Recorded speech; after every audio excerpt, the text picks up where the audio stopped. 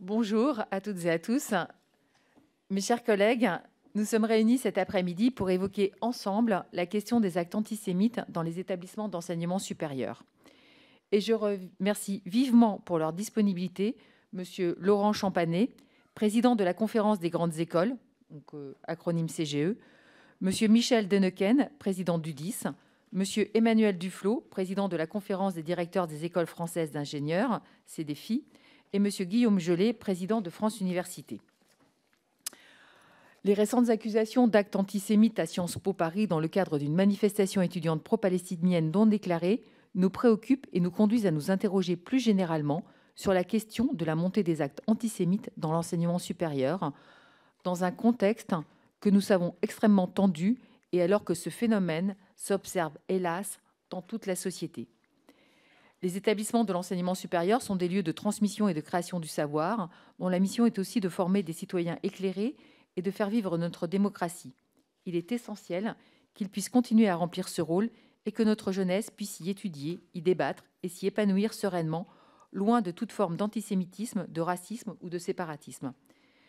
Et donc, je vais rappeler à toutes et à tous que cette audition porte bien sur les actes antisémites au sein des établissements d'enseignement supérieur. Et aussi, et à ce titre, messieurs, je souhaiterais vous poser quelques questions. Donc, observez-vous au sein de vos établissements une augmentation des actes antisémites et quel regard portez-vous sur le climat actuel? Quels éléments chiffrés pouvez-vous nous fournir sur cette question? Quelles suites disciplinaires et judiciaires sont données à de tels agissements et quelles sont les mesures de prévention prises au sein de vos établissements? Et sans plus attendre, je vais vous céder la parole. Et vous n'êtes pas obligé, dans un premier temps, de répondre à toutes mes questions, puisque mes collègues vont aussi vous en poser ensuite.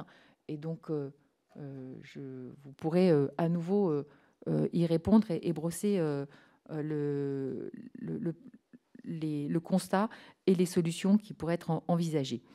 Donc, nous allons commencer par Monsieur Gelé, ensuite Monsieur Denken, Monsieur Duflot et Monsieur Champanet. Monsieur Gelé, vous avez la parole. Merci Madame la Présidente, chère Isabelle Roche, Mesdames et Messieurs les députés. Je vous remercie Madame la Présidente pour l'organisation de cette audition. Je sais que votre commission a toujours été attentive aux enjeux relatifs à l'enseignement supérieur et à la recherche. Vous le prouvez une nouvelle fois aujourd'hui. France Université, dont les missions sont inscrites dans le Code de l'éducation, est composée de 120 établissements publics d'enseignement supérieur et de recherche, dont des grandes écoles publiques et la totalité des 73 universités publiques. Nos établissements représentent près de 2 millions d'étudiantes et d'étudiants, 200 000 personnels ainsi que 90 000 chercheurs des organismes nationaux de recherche présents dans nos laboratoires. Alors, les universités ne sont pas des citadelles fermées au reste de la société, bien sûr. Elles sont dans la société. Elles sont traversées par les mêmes problématiques. Le service public de l'enseignement supérieur et de la recherche est laïque et indépendant de toute emprise politique, économique, religieuse ou idéologique. Nous sommes convaincus qu'une science libre et l'accès aux connaissances sont des éléments essentiels et non négociables de toute démocratie et des droits fondamentaux humains dont chacune et chacun devrait bénéficier partout. Nous sommes déterminés à affirmer les valeurs d'universalité, de tolérance et d'ouverture aux autres. Nos universités respectent la diversité des opinions dans le strict respect de la loi, mais l'antisémitisme est un délit. Comme il est écrit dans le Code de l'éducation, le service public de l'enseignement supérieur et de la recherche tend à l'objectivité du savoir. Il doit garantir à l'enseignement et à la recherche leur possibilité de libre développement scientifique. Il forme à l'esprit critique des citoyens et futurs citoyens, ce qui signifie former au débat démocratique, apprendre à argumenter, écouter l'autre, le respecter. Nos universités sont par essence des lieux de débat, je dis bien de débat, de conversation, de controverse, d'échange. Plus de 15 000 conférences, académiques ou non, sont organisées chaque année dans les universités. Les dérives sont inacceptables, mais elles sont ultra minoritaires. Le respect du cadre posé par le droit est pour nous un impératif. Il s'agit de garantir la préservation des libertés fondamentales, la liberté d'opinion, la liberté d'expression et bien sûr la liberté de réunion. Les forces associatives, syndicales, politiques, médiatiques qui sont présentes dans nos établissements, si elles sont pleinement légitimes à prendre part à un débat respectueux et serein, ne peuvent prétendre imposer leur cadre de pensée pour déterminer ce qui est autorisé et ce qui ne l'est pas. Par exemple, les universités ne peuvent pas interdire en leur sein des collectifs qui sont autorisés en dehors dès lors qu'il n'y a pas de trouble ou de menace de trouble à l'ordre public. Mais nous devons veiller à identifier, signaler, engager des poursuites pour les expressions et agissements susceptibles de relever de l'antisémitisme, du racisme ou de l'apologie du terrorisme. Il nous faut aussi veiller à éviter tout risque de trouble à l'ordre public, comme je l'ai déjà dit. Nous devons aussi faire en sorte d'assurer aux étudiants juifs la sérénité à laquelle ils ont droit. Il n'est pas tolérable que des étudiants juifs fassent des choix d'orientation dictés par le sentiment qu'ils seront ou non en sécurité. C'est un point sur lequel l'UEJF et le CRIF ont attiré notre attention. Nous devons garantir à tous nos étudiants un environnement d'études et de vie sain, sécurisé, protégé. Mais malheureusement, le risque zéro n'existe pas. C'est pourquoi, face aux violences et aux discriminations, de quelque nature que ce soit, nos universités pratiquent la tolérance zéro. Il y a bien, comme dans le reste de la société française, une hausse des faits ou d'actes d'antisémitisme depuis les attentats du 7 octobre dernier. Je vous donnerai le détail dans un instant. Mais dès le départ, France Université a, par communiqué de presse, dénoncé l'attentat terroriste du Hamas et appelé à combattre les haines racistes et antisémites, quelle que soit leur forme. Les présidentes et présidents d'université ne sont ni dans la dénégation, ni dans le déni. Face aux expressions de haine, nous n'avons jamais la main qui tremble. Il est donc déplacé et totalement faux de parler de complaisance et a fortiori de lâcheté. Il n'y a pas de séparatisme organisé par l'institution universitaire, ni d'autonomie vis-à-vis des valeurs de la République. Les universités se sont ainsi donné les moyens depuis quelque temps d'agir, d'identifier et de recenser les agissements en cause et de donner des suites appropriées, soit en interne, soit au plan judiciaire, soit les deux. Les leviers, Madame la Présidente, qui sont à notre disposition sont en effet d'ordre disciplinaire, administratif. Nous pouvons engager des enquêtes internes ou judiciaires. Nous avons la possibilité de signaler au procureur de la République au titre de l'article 40 et nous avons la possibilité de déposer des plaintes. Toutefois, je tiens à dire que les universités sont rarement tenues informées des suites données à leur signalement à la justice. Ce manque d'information, d'une part, les prive d'une capacité à affiner leur appréciation des faits, d'autre part, les fragilise dans leur action d'information, de prévention, et enfin, par voie de conséquence, affaiblit leur autorité en tant qu'institution. Par ailleurs, les universités sont dotées, là encore, c'est la loi, de cellules de signalement de violence, de suivi de procédures et d'accompagnement des victimes. Elles disposent de référents pour défendre l'égalité et lutter contre le racisme et l'antisémitisme. Il est vrai que ces procédures sont parfois mal connues et qu'il nous faut veiller à continuer de communiquer à leurs propos en interne, de façon à ce que des victimes potentielles identifient au plus vite le bon interlocuteur, celui auquel s'adresser, et que les procédures appropriées puissent être engagées. Dans ce combat et lorsque les faits se déroulent dans les locaux de l'université, nous agissons. Mais c'est une préoccupation tout à fait partagée par l'ensemble des présidentes et des présidents, et nous en discutons régulièrement. Pour rappel, d'ailleurs, la semaine d'éducation et d'action contre le racisme et l'antisémitisme avait lieu la semaine dernière dans nos établissements. Mais tout cela ne fait pas toujours les gros titres. Madame la Présidente, pour conclure et vous répondre sur les données dont nous disposons, j'ai en effet demandé en prévision de cette audition une enquête auprès de nos établissements. Ainsi, pour 82 établissements d'enseignement supérieur et de recherche, représentant 1,4 million d'étudiants en formation LMD et 147 000 personnels, en 2022-2023, 33 actes antisémites ont été recensés. Il y en a 67 depuis le 7 octobre dernier. En notant qu'un grand nombre, cependant, de remontées sont aussi en cours d'instruction. Nous pouvons cependant dire que pour l'année 2022-2023, il y a eu 11 saisines de commissions disciplinaires pour des faits d'antisémitisme. Il y en a déjà eu 6 depuis le 7 octobre dernier. Il y a eu également 4 signalements par les établissements au procureur de la République au titre de l'article 40 en 2022-2023. Il y en a par contre eu 14 depuis le 7 octobre. Enfin, 5 plaintes ont été déposées par des établissements pour des faits d'antisémitisme en 2022-2023 et 8 l'ont été depuis le 7 octobre dernier. Je me tiens à votre disposition, bien évidemment, pour toute autre question. Je vous remercie. Merci, Monsieur le Président. Monsieur Déneken, s'il vous plaît. Alors, merci. Madame la Présidente, Mesdames et Messieurs les députés, je ne reprendrai pas les propos du Président Gelé pour rappeler que UDIS représente les 10 universités étiquetées universités d'excellence. Nous sommes dans France Université, nous ne sommes pas dehors. Et on pourrait s'interroger pourquoi nous aurions des spécificités quant à la question qui est posée. Il se trouve que nos universités d'excellence ont un énorme capital de recherche. Et c'est peut-être un des éléments dont on pourra discuter tout à l'heure, Madame la Présidente, c'est que, évidemment, nous avons dans notre tradition un enseignement qui est fondé sur la recherche. C'est-à-dire l'initiation dès les premières semaines d'un étudiant et d'une étudiante à la démarche scientifique. Et nous parlons d'objectivation du savoir et enseigner la démarche scientifique à des jeunes qui viennent du lycée, c'est avoir une conception de la citoyenneté, une conception de l'honnête homme et de l'honnête femme qui fait de la science non pas simplement une discipline, mais une manière d'être. Et je crois que c'est un des éléments que nous avons à notre disposition. Je ne peux que reprendre tous les éléments que Guillaume Gelé vous a donnés.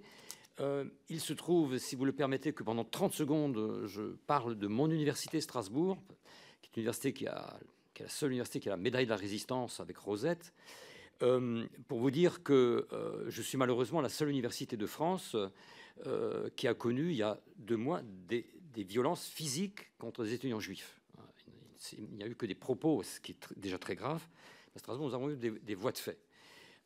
Et je peux vous dire que cela s'inscrit dans un contexte français qui n'est pas simplement les campus, mais le pays, tu l'as dit, Guillaume, et particulièrement en Alsace, où une communauté juive très importante et historiquement très ancienne commence à nous dire qu'il y a de la peur.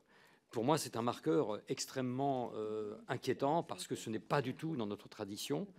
Et donc là, nous nous interrogeons. Sur les faits, je dirais aussi, comme Guillaume Gelé, ils augmentent depuis le 7 octobre. Nous avons pratiquement tous les matins, ce matin encore, à enlever des tags. Je le fais à titre personnel toujours très, très vite, ce qui coûte et de l'argent et de l'énergie à nos services. Les tags sont souvent, à la limite, n'est-ce pas, des propos antisionistes, mais derrière, on voit ce qu'il y a. Il y a aussi des menaces de mort contre des personnes. Donc, on est dans un climat qui est plus tendu. Cela dit, le nombre d'actes, s'il est en augmentation, ne met pas à feu et à sang les amphis. Je crois que ce qu'on doit comprendre, c'est que les débats qui concernent le conflit à Gaza connaissent les mêmes radicalisations que tous les débats de société. J'ai, il y a 4 ans, dû faire venir la police à la fac de médecine à propos d'une conférence sur la maladie de Lyme, parce qu'une association de malades voulait la peau du professeur qui évoquait son opinion sur la maladie. Donc on a en France aujourd'hui une difficulté d'avoir un débat. Et je crois que ce à quoi nous nous engageons à UDIS, on est en train de préparer un texte sur notre mission, c'est le débat. Les universités sont nées au Moyen-Âge. On a appris aux étudiants à poser des questions. C'était la questio plus que la réponse. Et lorsqu'il y a eu la réforme et la contre-réforme, on a appris aux étudiants à controverser. Cet art de la controverse, cet art du débat est au cœur de l'élaboration des savoirs. Et donc, comme président et présidente, nous devons avoir le courage civique, par notre mission, celle du service public, celle que vous, mesdames et messieurs les députés, régulez par votre travail législatif et de contrôle, mais nous devons aussi avoir les moyens, soutenus notamment par les préfets, par toutes celles et ceux qui doivent maintenir l'ordre. Et pour ma part, je n'ai pas peur de dire que la liberté doit s'organiser dans l'ordre. Et je peux vous dire que vendredi dernier, à Sciences Po Strasbourg, nous avons organisé, et je dis bravo à la fois aux étudiants et aux directeurs, d'avoir eu le courage d'organiser un débat sur la géopolitique à Gaza. et il y a un débat contradictoire. Ça a été compliqué à organiser. Nous l'avons fait. C'était notre manière de protester, de dire oui, l'université, quand elle est courageuse, quand elle est aussi soutenue, est capable de revenir aux fondamentaux qui sont les siens, c'est-à-dire le débat. Nous fêtons les 300 ans de Kant. Pour devenir majeur, dit Kant, il faut apprendre à penser par soi. Notre boulot, c'est d'apprendre aux étudiants à penser par eux-mêmes, ce qui fait que nous, enseignants-chercheurs, notre éthique doit aussi être celle de cette neutralité républicaine que tu évoquais, Guillaume. Nous devons être nous-mêmes exemplaires quand nous instruisons des débats, quand nous faisons de la science devant eux. Et Kant disait que les deux ennemis des Lumières et de la raison, c'est la paresse et la lâcheté. Et on nous prête souvent dans la presse, à nous, présidents, de la lâcheté vis-à-vis du prétendu wokisme ou que je ne sais, et de la paresse à faire avancer les choses. Sur le terrain, je crois que nous sommes capables, non pas de peindre la réalité en rose, mais de vous montrer qu'on ne se laisse pas impressionner. Et personnellement, y compris par rapport à des menaces de mort sur ma personne, je pense que c'est ces leçons qu'on a besoin de donner à nos jeunes, mais aussi à vous, mesdames et messieurs, qui êtes la France. Merci. Merci, Monsieur Dénéquenne. Monsieur Duflot. Madame la Présidente, Mesdames et Messieurs les députés, donc je représente la CDFI. Donc nous représentons un peu plus de 200 écoles d'ingénieurs en France, donc tous les types d'écoles d'ingénieurs, publiques, privées, en lien avec l'ensemble des ministères. Donc une part effectivement des écoles d'ingénieurs que je représente sont également au sein de France Universités via les universités et en collaboration également avec la conférence des grandes écoles. Donc nous représentons à peu près 240 000 étudiants. Alors, tout d'abord, je ne vais pas répéter, redire, je m'inscris dans ce qui a pu être dit par les deux orateurs précédents, que ce soit Guillaume Gelé ou Michel Dénéquenne, sur les questions effectivement d'enjeux républicains, sur les questions d'esprit critique, d'apprendre nos étudiants à débattre et à se faire leur propre opinion sur les sujets. Ça fait également partie des sujets qui sont les nôtres.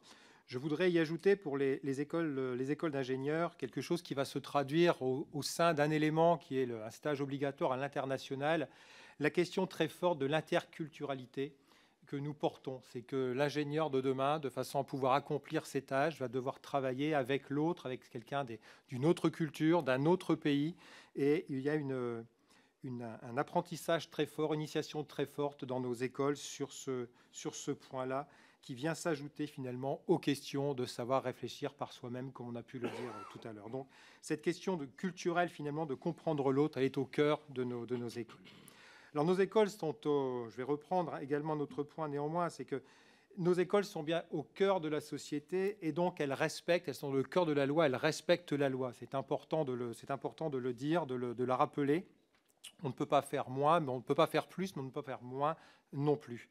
Et nos écoles appliquent sur l'ensemble des discriminations, et notamment sur les questions antisémites, une tolérance qui est une tolérance zéro, véritablement sur toutes les discriminations. Et nous avons pour cela un arsenal juridique, un arsenal disciplinaire relativement fort, avec immédiatement la possibilité de saisir le procureur de la République à partir du moment où nous avons soit une suspicion, nous a dénoncé un acte de ce type-là, antisémite, et nous avons, c'est un « et » entre les deux, les possibilités également de poursuites disciplinaires dans le cadre de cette lutte. Et l'ensemble de cet arsenal est bien pris en compte et bien utilisé par l'ensemble des directeurs et directrices d'école lorsqu'elles ont affaire à un acte antisémite. Alors, néanmoins, aujourd'hui, je dis néanmoins parce que comme l'a fait France Université, pour préparer cette audition, nous avons fait faire une enquête au sein de nos écoles pour savoir si elles avaient été confrontées à des actes antisémites, sachant qu'avant cette audition, il n'y avait pas eu, comme on a pu l'avoir sur d'autres sujets, comme sur les VSS par exemple, de remontée, j'aurais pu dire, spontanée des directeurs et directrices d'école, qui dénotait que ce n'était pas finalement un sujet auquel elles avaient à faire face naturellement au sein de leurs écoles. Donc, ce qui a été remonté par les directeurs et directrices d'école sur ces dernières semaines, c'est un tag finalement antisémite au sein de nos écoles.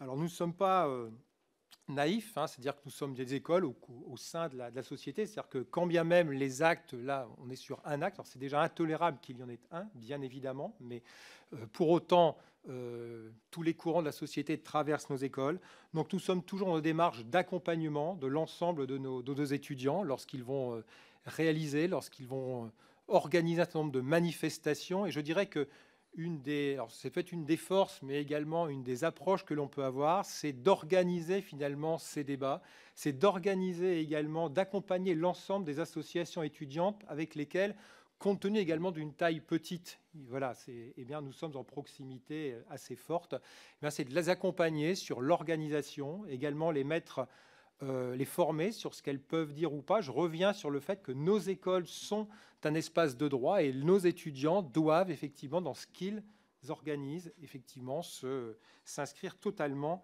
dans cette dynamique-là. Donc voilà, donc ce que je voulais, je vais conclure sur ces points, c'est que aujourd'hui, je dirais sur les faits, Madame la Présidente, une remontée, donc quelque chose effectivement qui est déjà inacceptable, mais une remontée. Peut-être allié également au fait, où on le sait, c'est que les écoles d'ingénieurs sont un milieu, on l'a vu sur d'autres sujets, qui est très peu politisé, finalement, que ce soit ce sujet comme sur d'autres, très peu de remontées ou très peu, je dirais, d'agitation, comme certains pourraient le dire dans nos écoles, allié à une vigilance qui est accrue, une tolérance zéro par rapport à tout type de discrimination et tout acte, notamment antisémite, et également un accompagnement de nos étudiants pour accepter l'autre, quel qu'il soit. Merci, Monsieur Duflot. Monsieur Champanet. Merci, Madame la Présidente. Merci, Mesdames, Messieurs les députés. Merci pour votre intérêt constant pour l'enseignement supérieur et la recherche. Je représente 250 grandes écoles françaises, dont un certain nombre sont à France Université ou à la CDFI. Donc, je vais surtout parler des écoles qui ne sont pas en fait dans ces organismes, c'est en particulier les écoles de commerce, de management, mais aussi certaines écoles d'art, agro, des écoles de la défense, qui sont à la conférence des grandes écoles. Ce qui lie nos écoles, c'est le fait qu'on forme avant tout des cadres pour les entreprises et les organisations. Et sur le sujet dont on parle ce soir, bien évidemment, on se soucie de former des citoyens, mais on se soucie aussi de former des cadres et de l'impact que leur formation et de qui ils sont aura sur les entreprises qu'ils dirigeront un jour. C'est le sujet de l'international et de l'interculturalité est bien évidemment un sujet très fort dans nos écoles. La lutte contre toute forme de violence, de discrimination et d'antisémitisme est aussi organisée de la même manière. Les écoles qui ne relèvent pas du ministère de l'Enseignement supérieur ou de la Recherche ou qui n'ont pas un statut public se posent les mêmes questions que les autres et s'inscrivent dans la même dynamique de tolérance zéro et déploient du coup les mêmes outils que ceux dont mes collègues vous ont parlé, que ce soit des cellules de signalement, des référents sur les questions de discrimination, d'antisémitisme, et utilisent les mêmes suites, qu'elles soient disciplinaires ou qu'elles soient judiciaires. Là encore, ces établissements, mis à part quelques-uns, sont très peu politisés et nous n'avons pas eu de retour spécifique, sauf ceux qui ont été cités avant et que vous connaissez autour de Sciences Po Paris. Et nous constatons, comme mes collègues l'ont dit, la même difficulté pour des jeunes qui ont entre 18 et 25 ans à débattre entre eux. Et nous sommes amenés, comme Michel l'a dit, à organiser le débat et à ne pas les laisser organiser des débats seuls, donc à être présents, à vérifier qui est présent, qui est invité, et à faire en sorte que nos personnels, et en particulier nos enseignants-chercheurs, soient présents pendant les débats en question. Voilà, donc des écoles qui, même si elles ont des statuts différents de celles qui ont été citées avant, s'inscrivent dans la même dynamique. Merci beaucoup. Merci, Monsieur Champanet. Maintenant, nous allons passer aux orateurs de groupe, donc, qui auront 2 minutes chacun, qui vont poser des questions, vous répondrez, puis ensuite d'autres collègues poseront des questions. Nous commençons par le groupe Renaissance avec Emmanuel Pellerin. Merci, Madame la Présidente. Messieurs, l'enseignement supérieur, pilier de notre société, se doit d'incarner les valeurs républicaines de liberté, d'égalité et de fraternité. En ce jour, nous nous trouvons à un carrefour critique, où la qualité de notre engagement envers ces principes est mise à l'épreuve.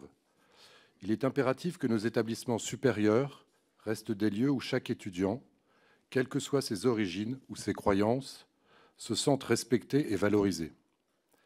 Après avoir rencontré en décembre dernier des représentants de l'Union des étudiants juifs de France à l'Université Paris-Nanterre, j'ai recueilli des témoignages très préoccupants. Ils décrivent un climat de plus en plus délétère, où même en l'absence d'actes antisémites explicites, une atmosphère lourde et chargée de préjugés altère leur expérience éducative et leur bien-être.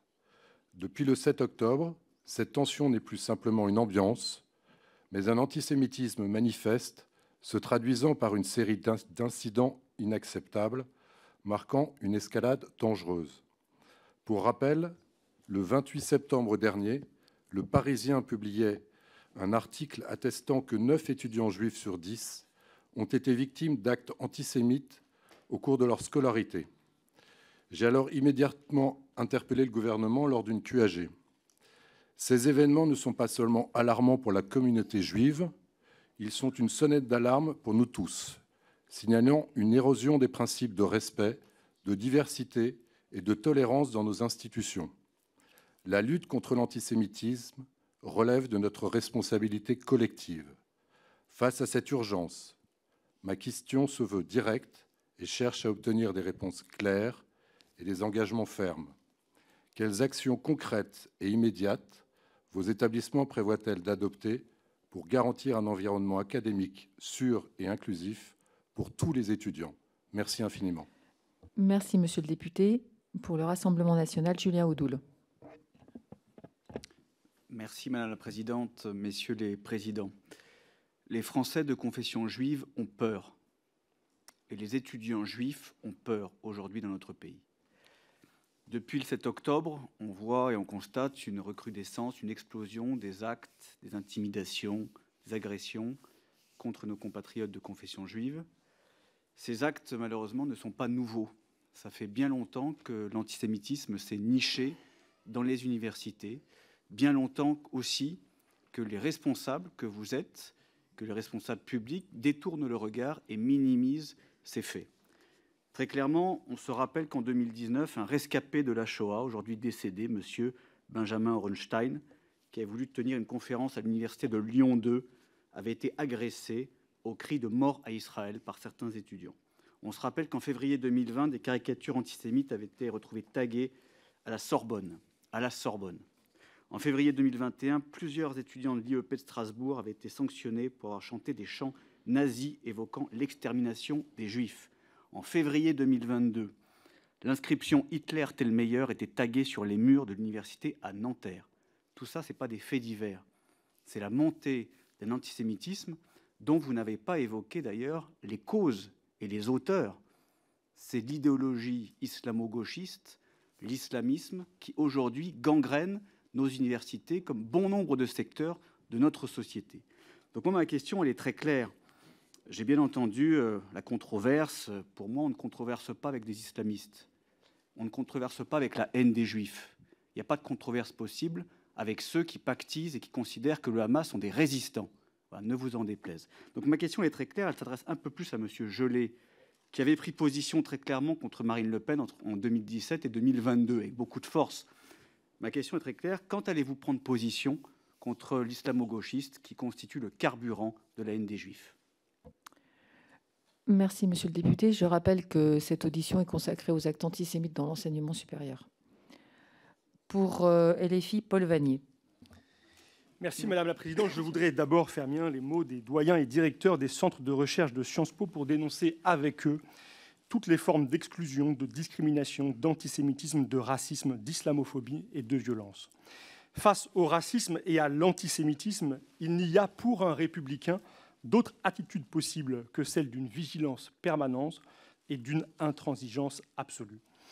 Comme le Premier ministre, je crois qu'en pareille matière, le poisson pourrit par la tête et considère ainsi que si le combat contre l'antisémitisme doit être mené partout et en toutes circonstances, il exige le refus et la dénonciation de l'entreprise de réhabilitation de Pétain, que le président de la République a cru devoir qualifier de grand soldat avant de se faire le défenseur de l'héritage littéraire de Maurras. Si nous sommes réunis ce jour, quelques semaines après la construction d'une polémique nationale autour de l'occupation d'un amphithéâtre à Sciences Po, c'est parce qu'une poignée de députés de la minorité présidentielle considèrent qu'il revient à notre Assemblée d'assurer le service après-vente d'un exécutif en pleine dérive. Au départ, une rumeur, amplifiée par les chaînes d'information en continu, emballée en affaires par le président de la République, transformée en combat contre le wokisme imaginaire par le Premier ministre. Cela aurait dû finir dans le ridicule, mais cela s'est poursuivi dans la désinformation, dans l'insulte, la calomnie, la diffamation de Sciences Po et de ses milliers d'étudiants par les deux têtes de l'exécutif. Puis cela s'est transformé en la menace d'un obscurantisme autoritaire, d'une reprise en main politique de l'université, en contravention totale du principe de liberté académique, fondement de toute démocratie éclairée qui chérit le débat, le dialogue, la controverse, car l'essai indispensable à l'élaboration du savoir. À présent, la justice est saisie. En attendant ces conclusions, il est temps de revenir à une forme de raison républicaine. Aussi, je souhaite savoir si vous pensez que la venue du Premier ministre au conseil d'administration d'un établissement est compatible avec le respect de sa liberté académique, et si vous pensez qu'elle est utile à la lutte contre l'antisémitisme. Merci, monsieur le député. Donc, je rappelle toujours que nous sommes bien sur les actes antisémites dans les établissements d'enseignement supérieur et j'aurais envie de dire leur recrudescence. Pour les Républicains, Annie Genevard. Merci Madame la Présidente, merci messieurs de votre présence. La situation que nous vivons est absolument alarmante et même tragique au sens où les mêmes ressorts qui ont agi en 40 taraudent à nouveau notre pays. L'antisémitisme aujourd'hui en France est à visage découvert. Alors Monsieur le Président Gelé, vous avez dit que les mêmes débats qui agitent la société traversent les établissements d'enseignement supérieur. On veut bien l'entendre, mais on attend autre chose de l'université. On attend effectivement que les dérives que vous qualifiez d'ultra-minoritaires, ça n'est pas notre ressenti, ce sera l'objet de ma question d'ailleurs. Les universités devraient être au contraire le sanctuaire de la discussion civique, de la confrontation intellectuelle, de l'enrichissement culturel.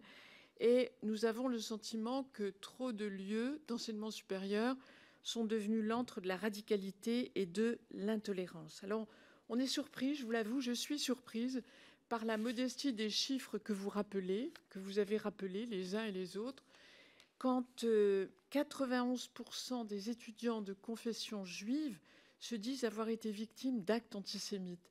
Comment expliquer cette divergence, cette antinomie entre ce qu'ils nous disent et les chiffres que vous rapportez?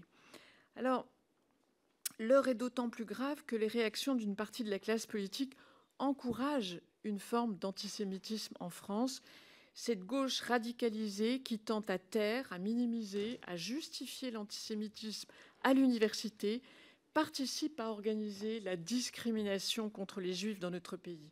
L'antisémitisme à l'université n'est pas plus une divergence d'opinion que dans le reste de la société. C'est un délit qui doit être puni avec la plus grande fermeté. Alors, messieurs, face à cette vague de haine manifeste et intolérable à l'encontre des étudiants de confession juive, la ministre de l'Enseignement supérieur a lancé la consigne de tolérance zéro. Si sur le papier cette ambition est prometteuse et absolument nécessaire, comment se concrétise-t-elle vraiment dans vos écoles et universités? Merci Madame la députée. Pour les démocrates, Sophie Mette. C'est bon. Non, il faut que tu aies... Merci Madame la Présidente, Messieurs les Présidents. Je vous remercie pour votre présence aujourd'hui à cette table ronde qui, je l'espère, nous permettra d'avoir un dialogue le plus serein et constructif possible. Alors que l'université doit pouvoir rester un lieu de débat et d'idées qui soit fondé sur le respect et la tolérance, elle est aujourd'hui soumise à un climat global de tension. Tension notamment autour du sujet Israël-Palestine, qui est un sujet brûlant, douloureux et complexe. S'il faut dissocier le militantisme étudiant de la bonne tenue des enseignements, il apparaît aujourd'hui plus que nécessaire de s'emparer des radicalités discursives qui peuvent traverser nos facultés sur le sujet de l'antisémitisme et plus largement de toutes les formes de discrimination. Les récents événements qui ont eu lieu à Sciences Po sont graves et méritent qu'on y prête une attention particulière pour que toute la lumière soit faite. C'est ce qu'a fait notre gouvernement qui a immédiatement réalisé un signalement au procureur de la République pour que la justice soit saisie. Il y a aussi toute la question de l'autonomie des universités qui revient sur le devant de la scène, à laquelle je veux redire notre attachement et notre vigilance. Il n'y a pas de débat à ce sujet puisqu'elle peut et doit s'inscrire de façon complémentaire avec le respect attendu à l'égard des valeurs républicaines. De ce point de vue, défendre la bonne tenue des enseignements, c'est aussi défendre l'autonomie universitaire. Face à la recrudescence des actes antisémites et racistes qui existent depuis plusieurs années, les établissements du supérieur s'organisent, mise en place de référents, formation des membres du personnel, sensibilisation des étudiants. Malheureusement, cela ne semble pas suffire. Alors, comment agissent les cellules d'écoute et de veille dans l'accompagnement des étudiants touchés par ces actes? Ensuite, quelles actions de prévention menez-vous au-delà de l'antisémitisme, notamment à l'égard du racisme et des autres formes de discrimination? Enfin, la recherche est-elle une des voies pour atténuer la radicalité discursive en remettant la rationalité et surtout l'écoute au centre de l'université? Il ne s'agit d'accuser pour diviser, mais bien d'être à vos côtés pour lutter contre l'institutionnalisation des actes antisémites et racistes, des discriminations. Je vous remercie. Merci Madame la députée. Pour les socialistes et apparentés, Fatia Kelouachi. Merci Madame la Présidente. Je tiens tout d'abord à remercier l'ensemble des intervenants pour leur présence, mais aussi pour leur éclairage sur un sujet aussi important. Toutefois, je regrette fortement l'absence de représentants des organisations représentatives des étudiants sur cette table ronde. Il semble en effet inapproprié de discuter des enjeux liés à l'enseignement supérieur sans pouvoir entendre les principaux usagers, quel que soit le sujet. La composition de cette table ronde semble d'autant plus incohérente que les organisations étudiantes sont des actrices indispensables de la cohésion sociale dans les campus, notamment grâce à leurs nombreuses alertes et actions de lutte contre toute forme de discrimination, dont l'antisémitisme mené quotidiennement auprès des étudiants. Les établissements d'enseignement supérieur n'échappant pas aux réalités que traverse notre société, ces organisations étudiantes doivent également faire face à une montée des idées haineuses. Comme les mauvaises herbes, les groupuscules extrémistes pullulent au sein des universités, diffusant leur antisémitisme, leur racisme et leur haine de l'autre, et n'hésitant pas parfois jusqu'à agresser toute personne tentant d'y apporter une contradiction. Je pense à la résurgence du GUD ou de Waffen-Assas, par exemple. Les idées sont les mêmes qu'à l'Assemblée nationale, mais les méthodes se diversifient et l'extrême droite s'essaie maintenant à la représentation étudiante, notamment en essayant d'avoir des sièges par la cocarde étudiante de ci, de là dans les conseils universitaires. Cette radicalisation progresse et est non déguisée. Les résultats de l'enquête Remède publiée par l'Observatoire national des discriminations et de l'égalité dans le supérieur en octobre 2023 indiquent que 4 établissements sur 5, les dispositifs de signalement recueillent des faits de discrimination dans 4 établissements sur 5.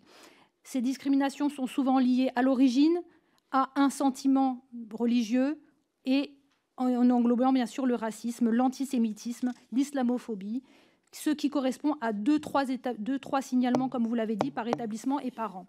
Aussi, j'aimerais savoir de quelle manière les établissements se dressent de leur côté avec les organisations étudiantes face à tout cela. Quel est l'état du dialogue avec ces organisations sur ces sujets au niveau national et à l'échelle de chaque établissement? Je vous remercie. Merci Madame la députée. Pour le groupe GDR, Jean-Paul Lecoq. Merci Madame la Présidente. Merci, messieurs, pour votre exposé. Les délits à caractère antisémite se sont multipliés en France depuis les attaques terroristes du 7 octobre 2023. Alors que la lutte contre ce fléau devrait servir à construire un ample consensus au sein de la société civile, l'extrême droite et le gouvernement instrumentalisent ce débat, ce combat, pour blanchir les crimes de l'armée israélienne à Gaza et décrédibiliser toute forme de solidarité internationale avec le peuple palestinien. La politique entourant la manifestation pro-palestinienne du 12 mars dernier à Sciences Po est l'exemple parfait de cette récupération politico-médiatique. Un jour après les faits, le Premier ministre a assisté au conseil d'administration de la Fondation nationale de Sciences Po, contrevenant ainsi au principe d'autonomie de l'université vis-à-vis du politique. De surcroît, lors de la séance des questions au gouvernement de mardi dernier, M. Attal s'est dit opposé au prétendu, je cite, déferlement d'une idéologie nord-américaine dans les établissements de l'enseignement supérieur. Rappelons donc au gouvernement l'article L141-6 du Code de l'éducation. Face aux ingérences de l'État dans l'éducation supérieure et la recherche et l'instrumentalisation politique des organes de travail essentiels de l'Assemblée nationale, il est indispensable que les instances compétentes internes mènent à bien leur mission, et vous nous l'avez démontré, et que l'autonomie de l'université soit pleinement respectée. Les étudiants et les chercheurs acceptent-ils l'idée de ne pas pouvoir critiquer la politique du gouvernement israélien? Avez-vous étudié dans les laboratoires sociologiques la situation extraordinaire de la France, qui, de manière extraordinaire, compte le plus faible nombre de participants aux manifestations en Europe en soutien, en solidarité avec la population de Gaza et le peuple palestinien? Agir pour empêcher un génocide, ce n'est pas de l'antisémitisme pour le groupe GDR et les députés communistes, c'est de l'humanisme. Merci, monsieur le député. Et je rappellerai, comme aux autres députés, que nous sommes bien sur les actes antisémites dans l'enseignement supérieur. De la police, enfin, pas uniquement de cela, est bien débordé. Ah, bien sûr, mais je fais la police. Non, mais j'ai fait le commentaire sur beaucoup d'interventions, monsieur le député. Donc maintenant, je recadre à chaque fois. Je pense que c'est vraiment très important de savoir ce dont on parle ce soir. Pour le groupe Lyot, Stéphane Lenormand. Merci Madame la Présidente. Messieurs, donc notre groupe parlementaire ne trouve pas que les universités françaises deviennent la voie d'eau de déferlement d'une idéologie nord-américaine, et encore moins que face à l'antisémitisme, la lâcheté domine dans l'enseignement supérieur. Et pour paraphraser des propos de la ministre de l'Enseignement, l'université est le reflet de la société avec sa richesse et parfois ses tensions, et les dérives d'une minorité bruyante ne représentent en rien la majorité. L'université, pour nous, doit rester un sanctuaire à la fois d'études et de débats.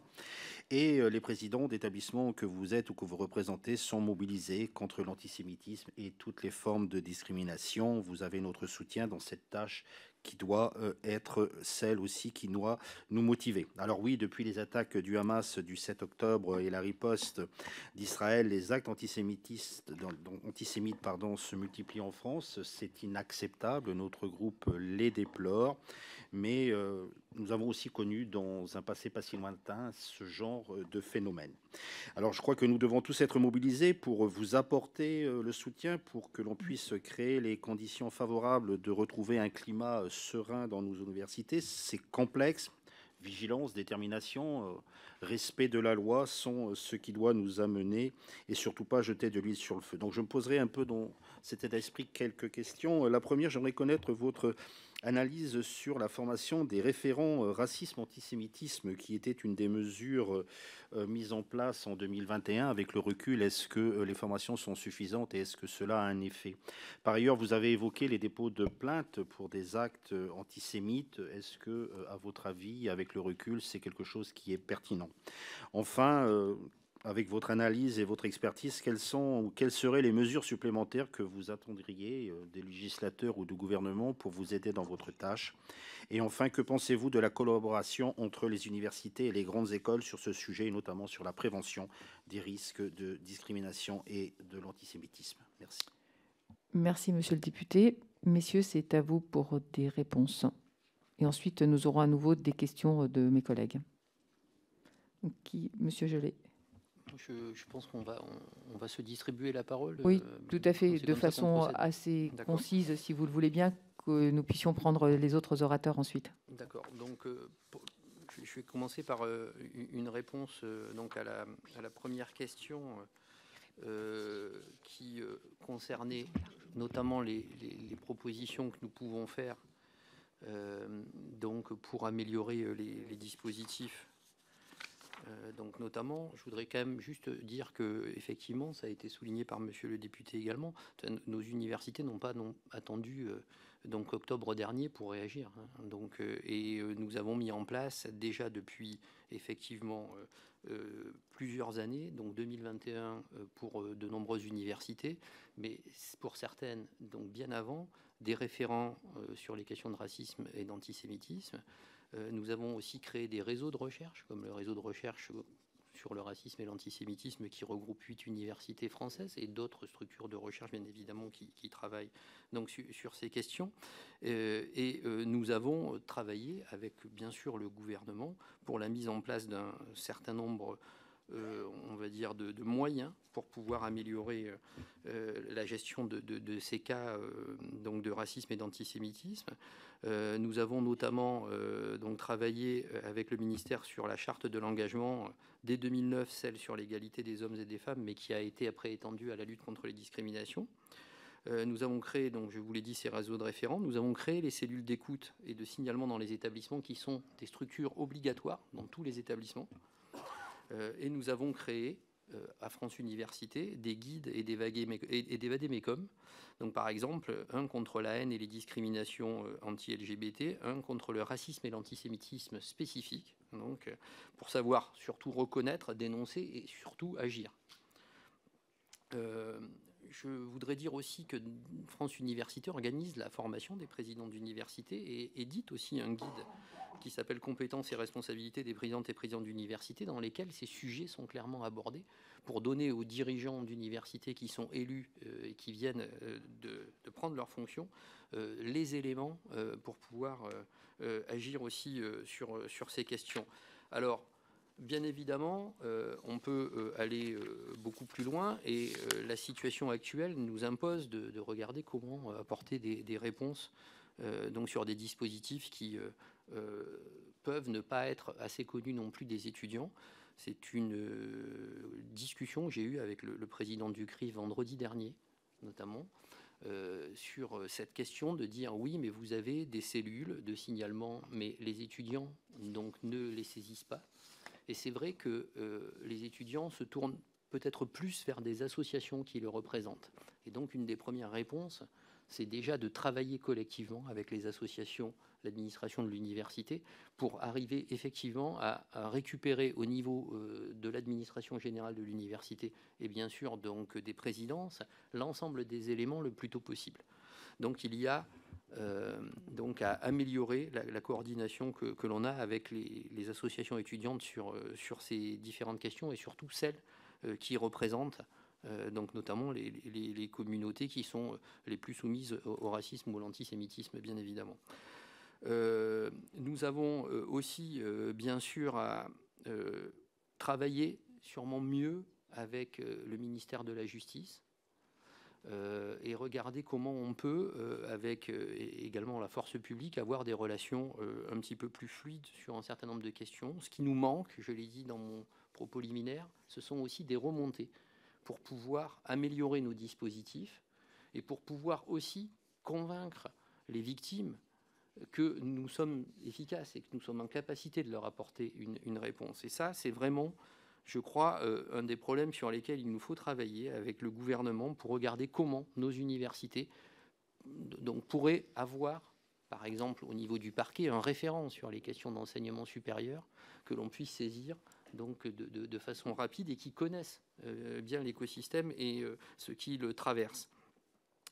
Nous avons besoin aussi de mieux connaître donc ce qui se passe derrière ces phénomènes et il me semble que l'enquête que nous avons commencé à faire à France Université mérite sûrement maintenant d'être élaborée avec nos structures de recherche qui sont spécialisées dans le domaine et nous avons par exemple soutenu la création d'un observatoire national des discriminations et de l'égalité dans l'enseignement supérieur il y a à peu près 3 ans.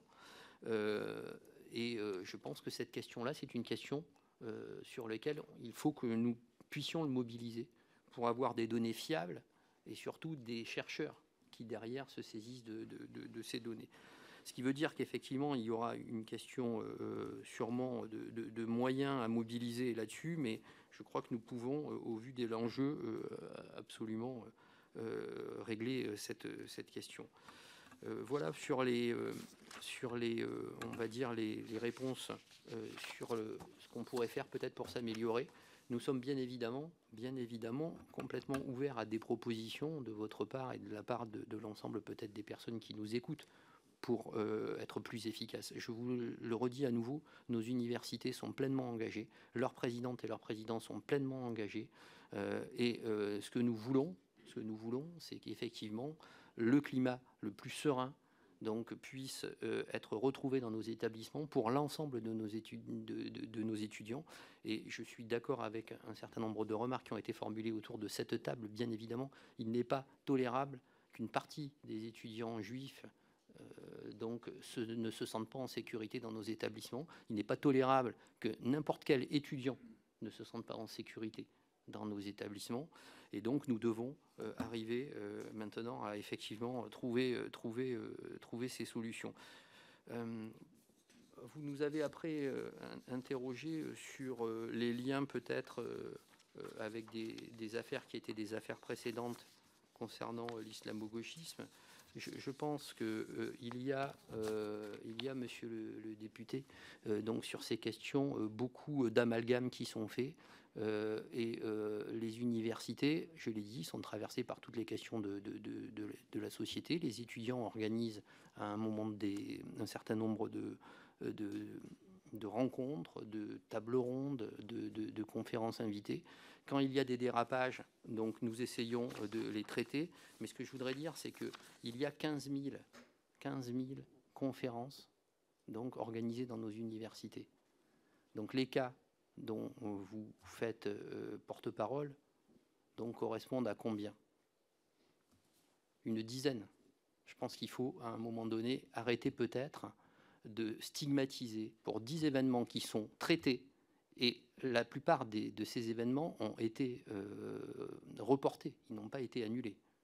Je pense qu'il faut arrêter de stigmatiser les universités sur ça. Je pense que dans, on va dire, tous les cercles, il y a effectivement parfois des dérapages. Donc ces dérapages, nous essayons d'y apporter des réponses. Mais je ne peux pas accepter, en tant que représentant de nos universités, que l'on considère donc que nos établissements soient on va dire, je crois que il me semble que cette formule avait été donnée, gangrénée par l'islamo-gauchisme ou le wokisme. Merci. Oui, monsieur Denekan. Monsieur Gelé, il faut vous éteindre votre micro, c'est plus facile. Merci. Oui, je voudrais aussi, parce que j'ai senti chez l'une ou l'autre d'entre vous, ne le prenez pas mal, un air de reproche par rapport à soit du non-dit, du laisser-aller ou de l'autocensure. Ce n'est pas parce que nous disons que des faits sont extrêmement rares qu'ils ne sont pas graves. Ce n'est pas le nombre de morts qui fait la valeur d'une cause ou d'une vérité. Ce que nous voulons dire, c'est que 85% des jeunes aujourd'hui vont dans l'enseignement supérieur. C'est-à-dire que on l'a vu pendant le Covid, la pauvreté, le déclassement des classes moyennes, la précarité étudiante montent en puissance parce que tout simplement, il y a 20 ans, on avait 50% d'une classe d'âge. Aujourd'hui, les dernières qui arrivent sont forcément celles des couches sociales les moins favorisées. Donc on accueille dans les universités toute la France, y compris dans ses extrêmes, y compris dans ses tensions, y compris dans ses difficultés. Les actes antisémites augmentent dans toute la société. Mais il est vrai qu'un certain nombre de débats nationaux sont instrumentalisés. On a eu le focus sur Sciences Po Paris. Sciences Po Paris est certainement une prestigieuse institution. Je suis désolé que chez nous, ça représente 3 zéros après la virgule en termes de nombre de personnes. Ensuite, je vous inviterai, et on le fera volontiers, de venir sur le terrain. Je crois qu'il faut savoir raison garder. Nous avons aujourd'hui beaucoup plus de débats que d'excommunication, beaucoup plus de recherche. On a parlé de sociologie. Oui, nous faisons de la recherche sur les migrations. Nous avons des observatoires des religions. Nous avons des lieux où l'on étudie les questions très anciennes du racisme. Je regrette, par exemple, qu'il y a 3 ans, l'expression de Madame Vidal sur l'islamo-gauchisme n'ait pas été l'occasion d'un vrai débat. Parce que c'est intéressant à quel point nous perdons la mémoire.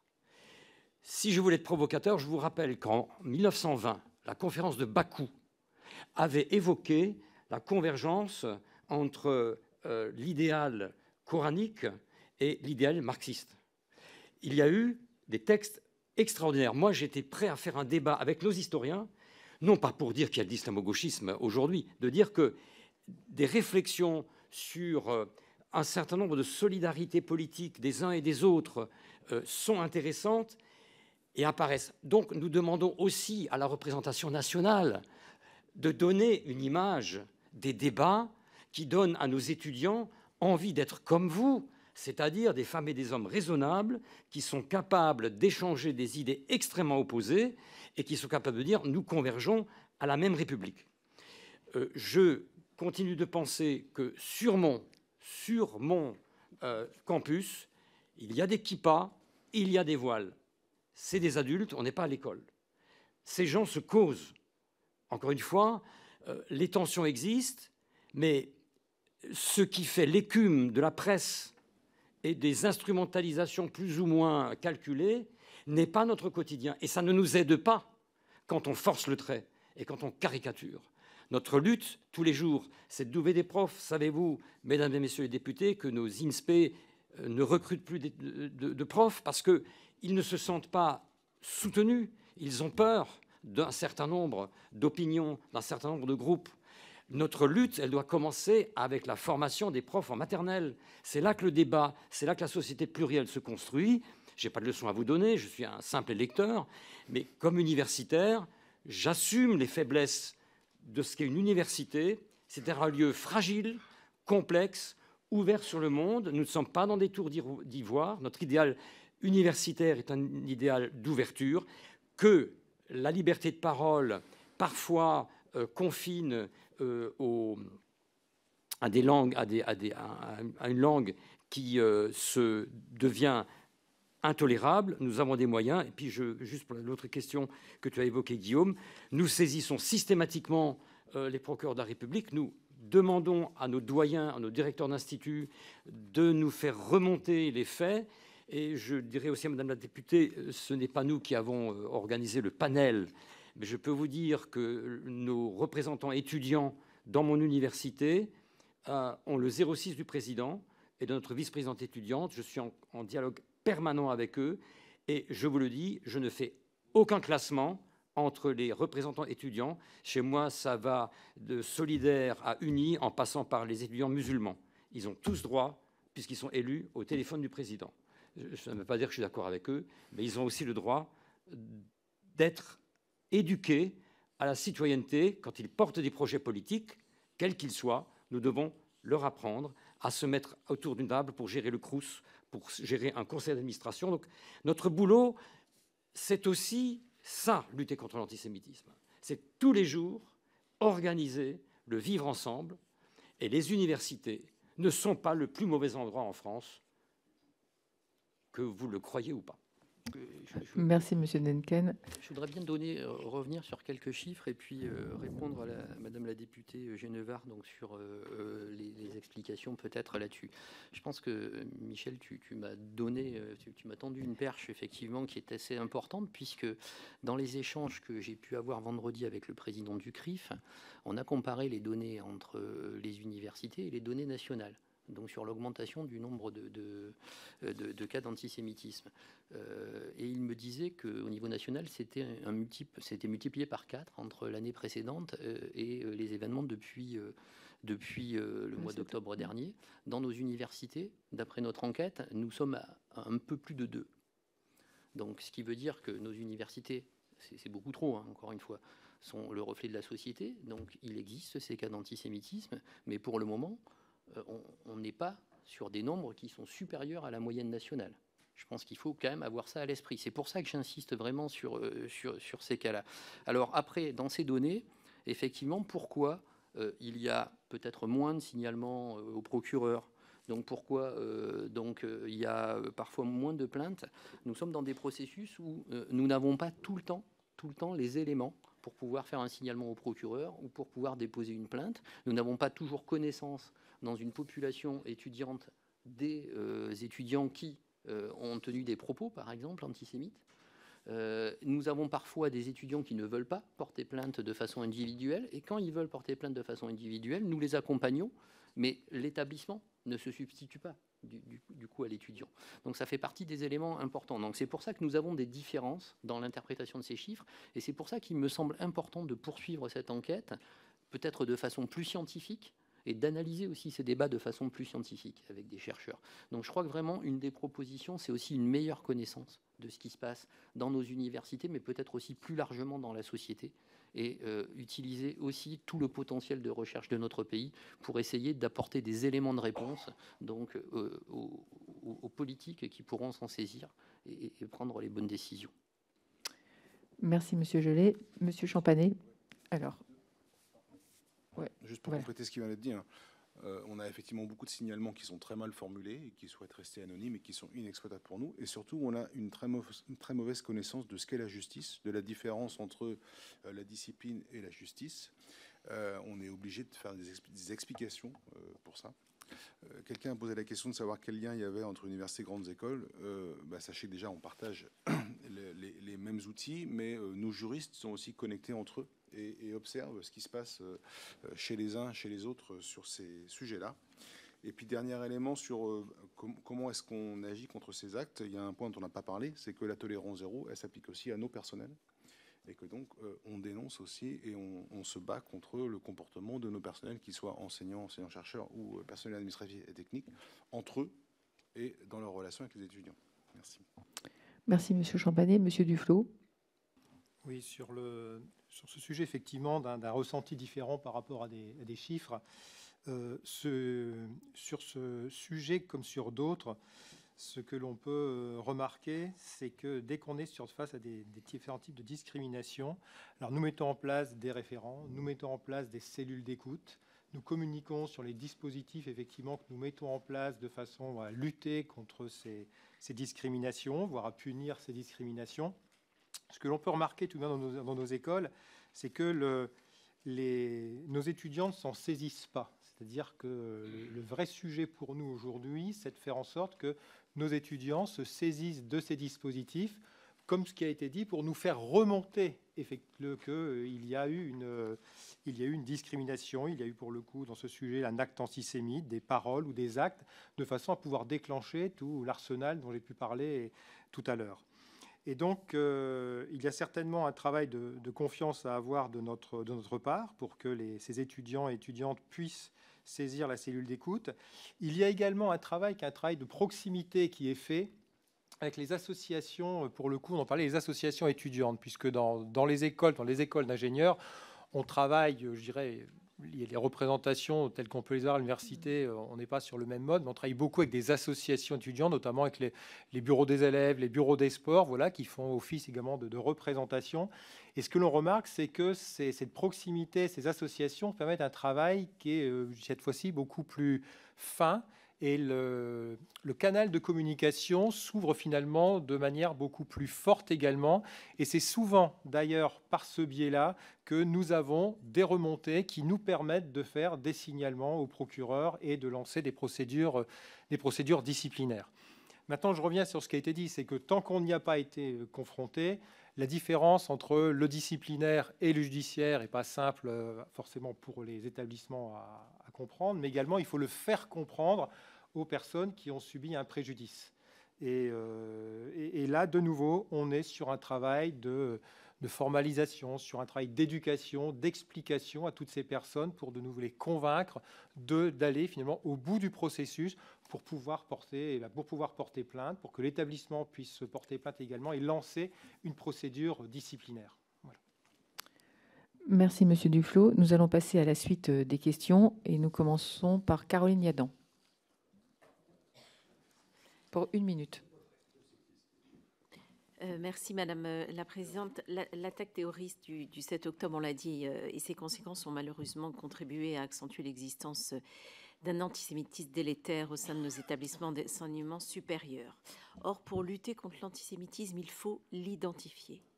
Comme vous le savez, la haine des Juifs se nourrit aujourd'hui d'une construction langagière meurtrière, violente, de la calomnie et de la criminalisation de l'État d'Israël, dont la gauche extrême est effectivement devenue l'étendard.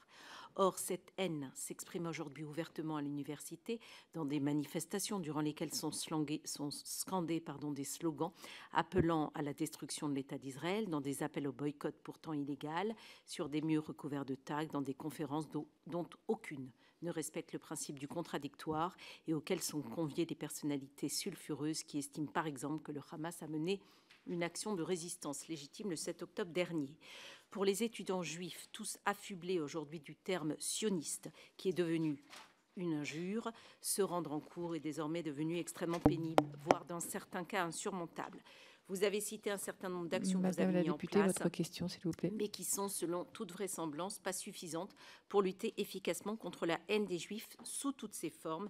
Quelles pistes d'amélioration envisagez-vous pour davantage d'efficacité? Je vous remercie. Merci, Madame la députée. Sophie Blanc. Merci Madame la Présidente. Messieurs les Présidents, nous ne pouvons que constater l'explosion des actes et des paroles antisémites dans nos universités. Des syndicats et des groupuscules d'étudiants se réunissent en reprenant les pires clichés des années 30. Ils interdisent l'entrée aux étudiants juifs, comme sous le régime de Vichy, où les élèves juifs furent exclus des écoles de la République.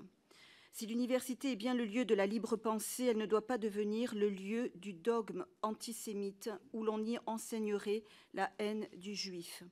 Insidieusement, des groupes d'étudiants d'extrême gauche qui refusent de considérer le Hamas comme une organisation terroriste prennent en otage la pensée, les amphithéâtres et la sécurité des étudiants. Ces groupuscules très organisés semblent bénéficier de soutiens logistiques et financiers qui nous interrogent. Aussi, il est nécessaire qu'une commission d'enquête puisse s'intéresser au financement des syndicats et des groupes d'étudiants les plus violents envers les étudiants juifs. D'où vient l'argent? Y aurait-il des ingérences étrangères, etc. Je vous remercie. Merci, Madame la députée. Sylvain Maillard. Merci Madame la Présidente. Et je voudrais d'abord saluer cette audition et saluer les personnes qui sont venues nous y répondre. Honnêtement, je vais vous dire très sincèrement, une sorte de malaise. Je voudrais vous faire part des réflexions suite à ce que j'ai pu écouter. D'abord, rappeler qu'un Français de confession juive, c'est un Français. Et il n'a aucun compte à rendre sur la situation en Israël ou à Gaza. C'est un Français. Un étudiant n'est pas un citoyen en dehors des lois. Quand on a 18 ans, on est responsable devant la loi. J'entends ce que vous dites sur l'ensemble des dispositions que vous prenez, mais rappelez qu'il y a une loi. Et la loi, elle s'applique à tous les Français. Et ils ont 18 ans ou plus, que vous soyez étudiant ou pas étudiant. L'antisémitisme n'est pas une opinion en France. L'antisionisme n'est pas une opinion en France. C'est un délit. 1 an d'emprisonnement, 45 000 € d'amende. Moi, je voudrais qu'on le rappelle. Et je vous proposiez plein de solutions, et je vous en félicite, de mettre en place des cellules d'écoute. Et vous avez raison, il faut le faire. Mais à un moment, c'est juste rappeler la loi. Et moi, je vous invite, par exemple, à mettre un panneau dans l'ensemble de vos amphithéâtres en mettant « L'antisémitisme n'est pas une opinion, mais un délit en France et puni jusqu'à 1 an d'emprisonnement et 45 000 € d'amende. » À un moment, je pense que l'université ou les grandes écoles ne sont pas en dehors de la République. Et les opinions, vous avez raison, Madame la Présidente, je termine, les opinions s'arrêtent là où le délit commence. Merci, Monsieur le député. Céline Calvez. Merci, Madame la Présidente. Merci, messieurs, d'avoir accepté de venir devant nous et de rappeler ce à quoi l'université, les grandes écoles a de fondamental dans notre société. Je ne ferai pas partie de celles et ceux qui jettent l'opprobre sur ce qui a fondé notre façon de penser. Et je pense, et j'invite aussi à la nuance à laquelle vous nous avez invités, pour ne pas grossir trop le trait. Même si ce trait, il est déjà en train de dépasser l'intolérable dans de nombreuses universités. Vous nous avez rappelé les chiffres de signalement, vous nous avez rappelé les chiffres de plaintes. Certes, peut-être que ça ne suit pas la tendance outrancière de notre pays, mais c'est déjà intéressant d'objectiver. Ce que ça ne permet pas d'objectiver, c'est le sentiment de peur. Et le sentiment de se sentir un peu seul face à ce que l'on peut vivre. Vous avez pu mettre en place des cellules. Je trouve qu'elles sont difficiles à pouvoir vraiment appeler. Et je voulais savoir dans quelle mesure vous alliez mettre en phase les témoins, la possibilité à ce que chacun, on n'est pas forcément victime, on n'est pas forcément agresseur, mais comment les témoins d'une situation, que ce soit de l'antisémitisme ou du racisme, pour être capable d'intervenir au sein des établissements. Merci. Merci Madame la députée. Roger Chudeau. Merci Madame la Présidente. Messieurs les Présidents, comme le Président Maillard, j'éprouve une sorte de malaise à vous entendre. Vous voyez, j'ai l'impression, et Monsieur le Président Denneken le pardonnera, que vous êtes hors sol. Car les chiffres que vous nous indiquez sont absolument ridicules, dérisoires. Manifestement, ils ne traduisent pas la réalité ni la vérité. Quand 91% des étudiants juifs en France déclarent avoir été victimes d'actes d'antisémitisme à l'université, je regrette, mais ça n'a aucun rapport avec les chiffres que vous citez. Et ça n'est pas un ressenti, Monsieur le Président. C'est pas un ressenti. Vous voyez, vous dites un ressenti. Non, il n'y a pas de ressenti. C'est de l'antisémitisme pur, à l'état pur. Donc, si vous voulez, je suis un petit peu gêné par votre prestation, je dois le dire. J'ai le sentiment que vous cherchez surtout, d'une certaine manière, à ouvrir le parapluie, à dire que tout va à peu près bien, tout est sous contrôle. Rien n'est sous contrôle dans les campus. Moi, je prétends ici que l'antisémitisme y est devenu endémique. Je vous remercie. Merci, Monsieur le député, mais je ne crois pas avoir entendu la même chose que vous, et il n'y a pas eu de minimisation de la part de nos interlocuteurs concernant ce qui se produit. Et enfin, en tout cas, moi, ce n'est pas ce que j'ai. Monsieur Christopher Weisberg. Merci Madame la Présidente. Une fois n'est pas coutume, je vais vous parler de ce qui se passe aux États-Unis, où on observe depuis un certain temps une dérive dans les milieux universitaires jusqu'alors inédite, notamment dans les établissements des Ivy Leagues.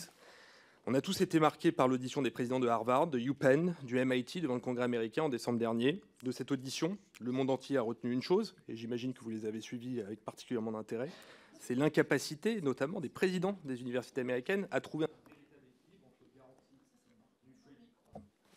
Pardon, excusez-moi, merci. L'incapacité des universités américaines à trouver un équilibre entre la garantie du freedom of speech et la protection des étudiants contre les discours de haine. Pourquoi je vous dis ça? Parce que longtemps pointé du doigt par les Américains, la France est pourtant aujourd'hui paradoxalement l'un des pays les mieux armés pour lutter contre l'antisémitisme. Et le président Maillard l'a parfaitement rappelé. L'antisémitisme est un délit. Et il se propage dans tous les espaces publics, et nous avons des armes pour y remédier, contrairement aux Américains. Et je voudrais vous poser une question, sans répéter ce qu'ont dit les autres, mais quand vous avez vu ce qui s'est passé aux États-Unis, il n'y a pas eu une vraie prise de conscience du côté des présidents qu'il fallait peut-être agir davantage et avec plus de rigueur sur le phénomène qui était en train d'arriver aux États-Unis? Merci. Merci, Monsieur le député. Constance Le Grip. Merci Madame la Présidente, Messieurs les Présidents, merci de votre présence parmi nous ce soir. Je ne vais pas reprendre le terme de malaise qui a été émis par certains de mes collègues, mais néanmoins, je suis moi aussi un tout petit peu interloquée par le constat que vous faites qui semble à bien des égards être très éloigné de la réalité que nous percevons. Nous allons sur le terrain, nous sommes des députés, nous sommes élus dans des circonscriptions, nous avons des contacts réguliers avec nos établissements d'enseignement supérieur, nos universités, nos associations étudiantes. Donc nous sommes nous également, comme députés de la nation, interpellés, régulièrement interpellés, et un certain nombre de chiffres, d'études transmises par des instituts de sondage, par des associations étudiantes, attestent quand même d'une réalité, d'une dangerosité tout à fait alarmante dans notre pays. Alors, il y a le réseau des référents antiracisme, antidiscrimination, antisémitisme mis en place et réactivé récemment par la ministre de l'Enseignement supérieur et de la Recherche, mais dont nous déplorons qu'à certains égards, ils ne soient pas toujours assez visibles, assez identifiés, que les étudiants ne sachent pas toujours les trouver. Est-ce qu'il y a d'autres mesures concrètes que vous pouvez faire? Est-ce qu'un observatoire, par exemple, que vous pourriez co-animer avec peut-être la puissance publique pourrait permettre d'avoir un diagnostic un peu plus fin et un peu plus utile? Merci, Madame la députée. Paul Vannier. Oui, messieurs, je vous ai posé une question sur la liberté académique. Vous n'y avez pas répondu, donc j'espère que dans ce deuxième tour de parole, vous aurez l'occasion de le faire. Je sais compter sur la vigilance de la présidente pour obtenir une réponse à la question de tous les parlementaires. J'en ai une seconde.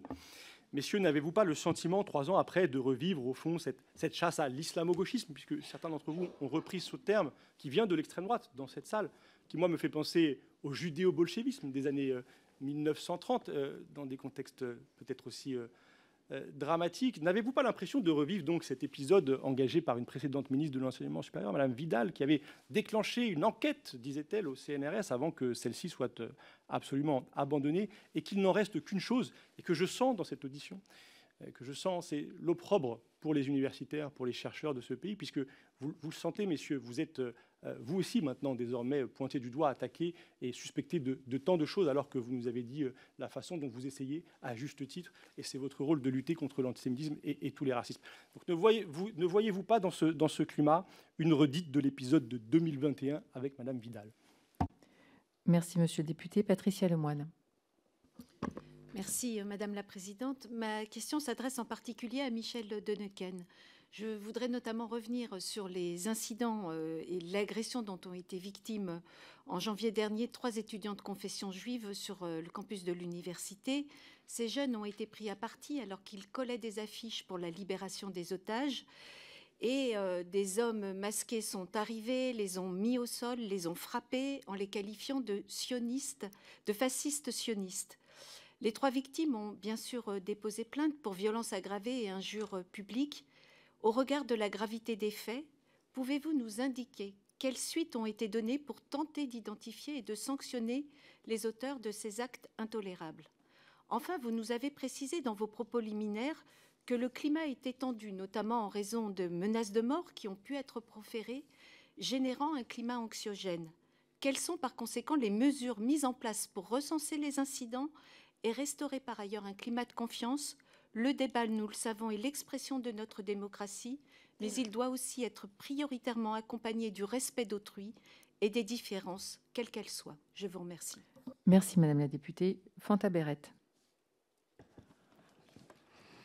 Madame la Présidente, Messieurs, merci pour votre présentation et les premiers éléments de réponse. Le réseau des référents racisme-antisémitisme dans les établissements d'enseignement supérieur et de recherche a été mis en place en 2015. Il vise à donner aux étudiants, enseignants et personnels de ces établissements des interlocuteurs vers qui s'adresser pour informer, prévenir et traiter l'antisémitisme et le racisme dans le milieu. Madame la députée, vous n'avez plus de micro.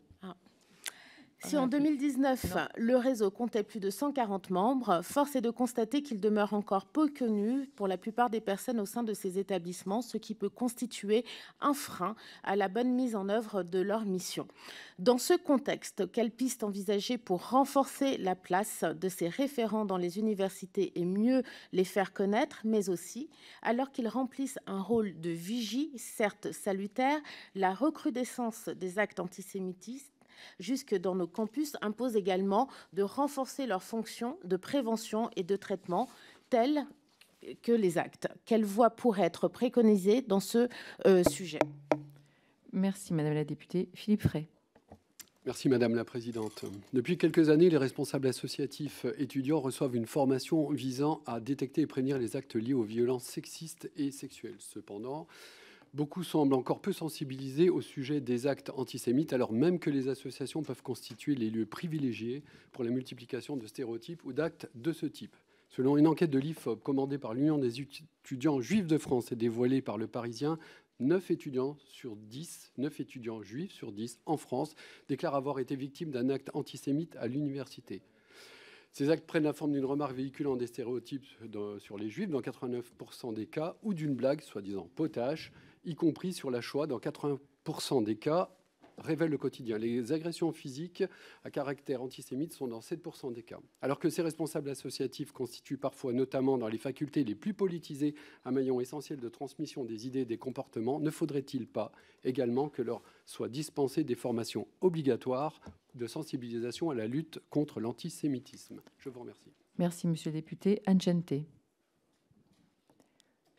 Merci Madame la Présidente. Merci messieurs pour votre exposé. Je suis restée un tout petit peu sur ma faim car j'ai compris que vous aviez beaucoup de dispositifs existants et c'est très bien, mais je n'ai pas compris en pratique très précisément comment ça s'appliquait. Je voulais justement donner pour illustration ce qui s'est passé le 12 mars dernier à Sciences Po, où il y a une étudiante de l'Union des étudiants juifs de France qui s'est vue refuser l'accès à un amphithéâtre qui a fait donc l'objet d'attaques verbales à caractère antisémite. Il semblerait que cet amphithéâtre ait été occupé par des étudiants. Ils ils ont occupé cet amphithéâtre sans autorisation, sans déclaration préalable. Ils avaient d'ailleurs rebaptisé à cette occasion l'amphithéâtre Gaza. Et des cours, du coup, je comprends, ont dû être annulés du fait de l'occupation de cet amphithéâtre. Alors, ma question est très simple, pour être très très concrète. Non seulement, comment organisez-vous l'information des étudiants sur le fait que les propos à caractère antisémite sont un délit, comme le disait le président Maillard. Je pense que j'ai vraiment besoin de savoir comment vous pouvez les informer de cela.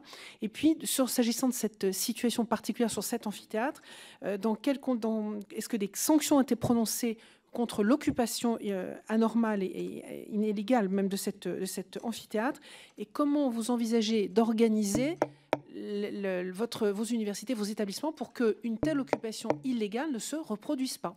Merci. Merci, Madame la députée.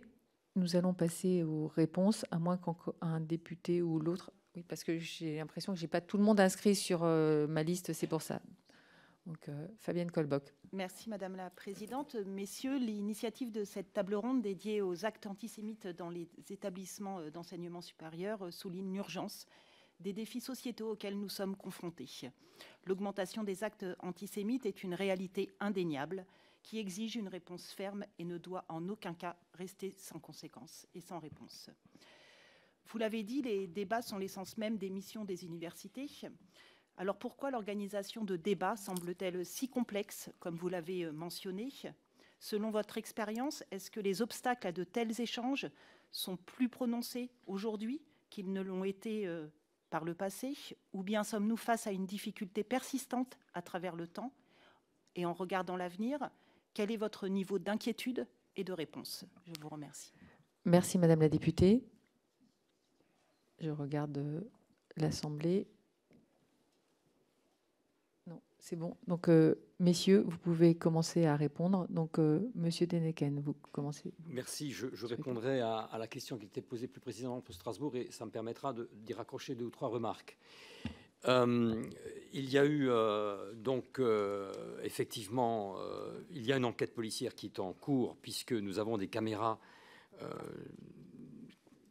On a eu du mal à imposer la culture de la vidéosurveillance, mais je n'en suis absolument pas désolé.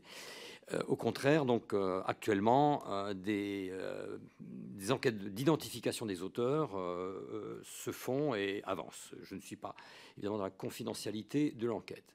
Je rappelle aussi, pour lever une ambiguïté, que nous savons pertinemment, comme président d'université, excusez-nous, distinguer entre le disciplinaire qui concerne nos établissements et le pénal. Par exemple, dans le cas de strasbourgeois, il y a du disciplinaire en interne parce que ça concerne les étudiants. Évidemment, il y a le pénal avec le procureur de la République.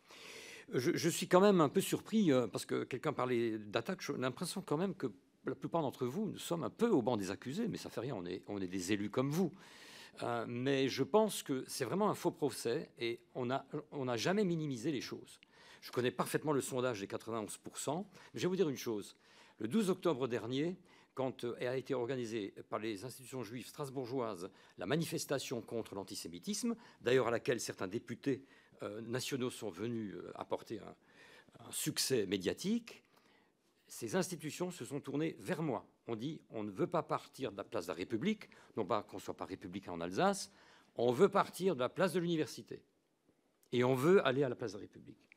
Et ils ont dit tu seras le seul à causer. Si vraiment j'étais complaisant avec l'antisémitisme, les personnalités juives de Strasbourg ne m'auraient certainement pas demandé de prendre la parole. Texte qui a été jusque dans le Jerusalem Post. Donc, excusez-moi, mais je ne peux pas entendre vos propos quand vous laissez entendre que nous minimisons le problème et que nous serions complaisants avec l'antisémitisme. Je ne l'accepte pas parce que vous êtes peut-être sur le terrain, mais ce que vous êtes en train de dire nous fragilise et nous fait apparaître comme des mollassons qui cachons la vérité parce qu'on aurait peur des groupuscules. Les groupuscules, les renseignements territoriaux nous disent que 90% des manifestations sont organisées par des gens qui ne sont pas étudiants. Quand moi j'ai un blocage de 50 personnes de mon université, 35 ne sont pas étudiants. Mais ils sont parfois galvanisés par des gens de l'extérieur, y compris des députés. Donc, cessons de nous cacher derrière le petit doigt. Oui, enfin, peu importe. Peu importe. L'Assemblée nationale, tout le monde y a droit puisque vous êtes élu. Donc, quand vous nous dites qu'est-ce que vous faites, Et alors, et vous, comment vous nous aidez? Donc, nous sommes un lieu de réflexion, nous nous battons, et je ne peux pas laisser dire la moitié des reproches qui nous sont faits depuis un quart d'heure ne sont pas audibles. Nous ne sommes pas complaisants avec quelque dérive que ce soit. Vous avez, tout le monde dit qu'on minimise les chiffres, tout le monde nous sort les 90% des étudiants juifs. Moi, je les connais, mes étudiants. Je peux vous dire, ils vous chanteront une autre chanson. Donc, je crois qu'on ne peut pas avancer dans ce pays si on continue, d'ailleurs les députés le pratiquent aussi, l'opinion contre la réalité des faits. Merci, Monsieur Denneken.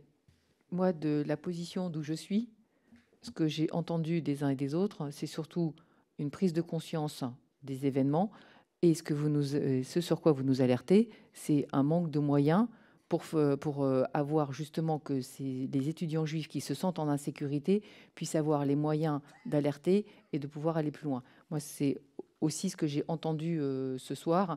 Donc, je ne pense pas que vous minimisiez, et ce n'est pas le cas, et ce n'était pas le sens des propos non plus de certains de mes collègues. Je pense que c'est aussi très important. Non, mais je pense que pour la bonne tenue des débats, moi, je suis un peu finalement, enfin, je dis pas extérieur, mais j'organise et j'entends, et j'entends bien que voilà, les uns et les autres, nous souhaitons trouver une convergence parce que les actes antisémites sont inacceptables, et ça a été très bien rappelé par les uns et les autres, et c'est punissable, et de prison, d'amende et tout cela.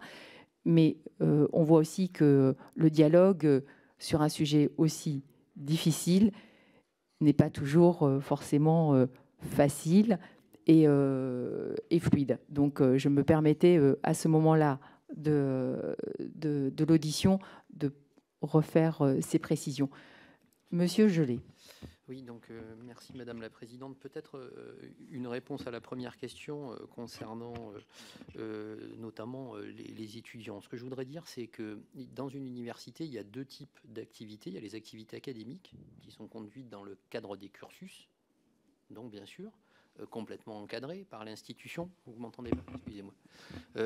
Donc parfaitement encadrées par l'institution. Et puis, il y a la vie étudiante et la vie de campus, c'est-à-dire ce qui est aussi organisé par des associations étudiantes, ça peut être aussi d'autres types d'associations, mais qui sont des associations qui sont effectivement agréées par l'université. Et donc nous avons vraisemblablement effectivement à être plus vigilants maintenant sur un certain nombre d'événements organisés donc par ces associations. Je crois qu'il faut que nous travaillions avec elles. Encore une fois, je l'ai dit, il y a une convention qui lie l'université donc à ces associations et aux étudiants qui les président. Et globalement, avec la plupart des associations étudiantes, bien évidemment, donc les choses se passent bien. Il se trouve que parfois, effectivement, il y a des débats qui peuvent être des débats un peu vifs. Il peut y avoir aussi, à un moment donné, des polémiques ou des invités donc, qui peuvent laisser planer, on va dire, un doute quant à l'ordre public dans l'établissement.